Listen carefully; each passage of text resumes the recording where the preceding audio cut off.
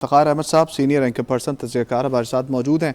इफ्तिखार अहमद साहब, वफाकी टेरिटरी के सबसे बड़े अस्पताल में एक अफसोसनाक अलमनाक सानहा पेश आया है। इस इंतज़ामी गफलत के ऊपर क्या कहेंगे आप?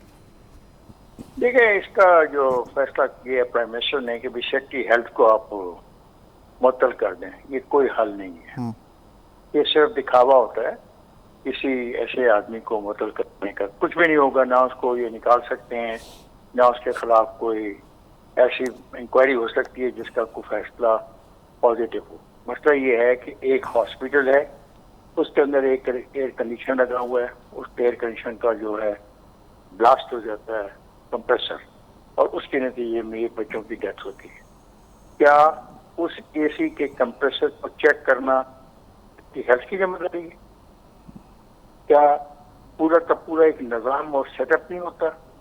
क्या तमाम मुलाजमीन की जिम्मेदार जो है उनका कोई काम नहीं है कि चीज़ों को चेक करें, मशीनरी को चेक करें, वायरिंग को चेक करें, बिजली की सप्लाई को चेक करें?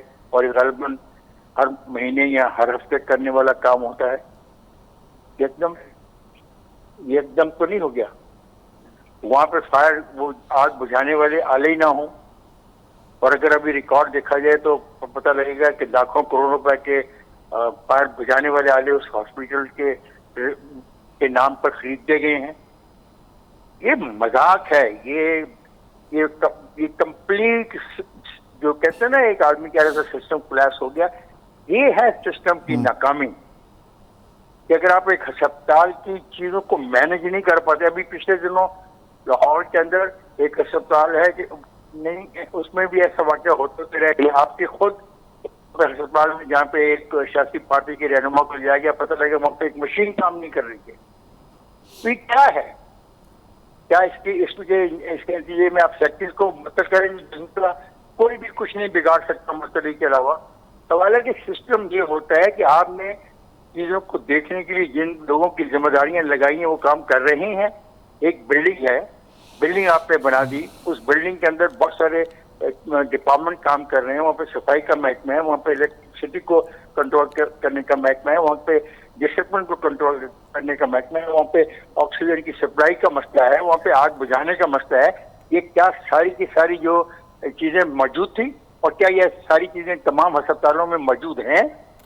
और क्या इसकी जो महाना या शमाई जो होता है, इसका असेसमेंट करना, इस चीजें सही चल रही नहीं चल रही हुई है? ये क्या दिखावे के लिए आपने शक्ति को मुअत्तल कर दिया?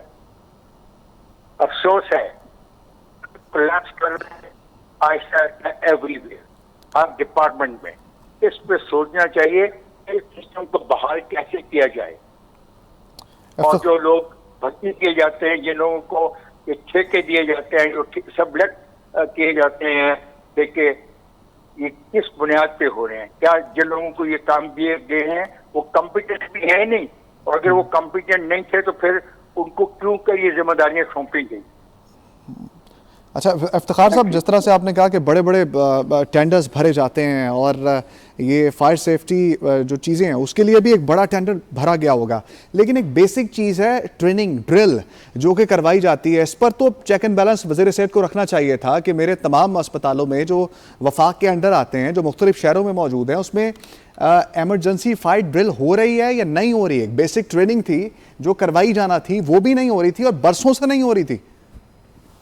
मेरे दोस्त, मेरा इल्जाम यही है, मेरा पॉइंट यही है, not only the fire drill, तमाम वो मशीनरी जो चीजें मौजूद हैं एक हॉस्पिटल की बिल्डिंग के अंदर, एक कमरे के अंदर, उनको देखना कि क्या वो प्रॉपर काम कर रही है नहीं कर रही। इसका कोई ना कोई तो प्रोसीजर होगा ना, कोई तो होगा ना, किताबों में, कागजों में, और SOPs बने होंगे।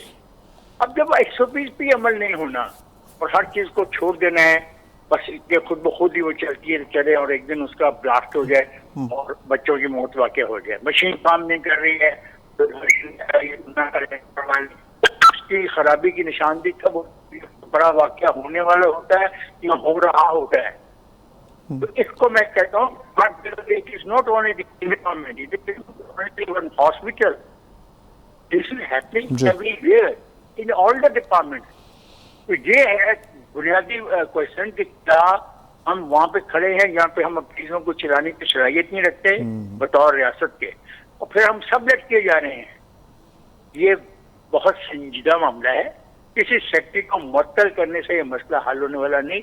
और इस किस्म की बहुत सारी कमेटियां, रोज आप भी अखबारों में पढ़ते हैं, मैं भी पढ़ता हूँ, क्या कमेटियां होती हैं, बैठती हैं एक कमरे में मीटिंग करती हैं और उसकी एक रिपोर्ट बना के भेज देती हैं। कुछ भी उसमें तजवीज़ नहीं होता। अगर तजवीज़ किया भी जाता है तो उसमें अमल दरामद नहीं किया जाता।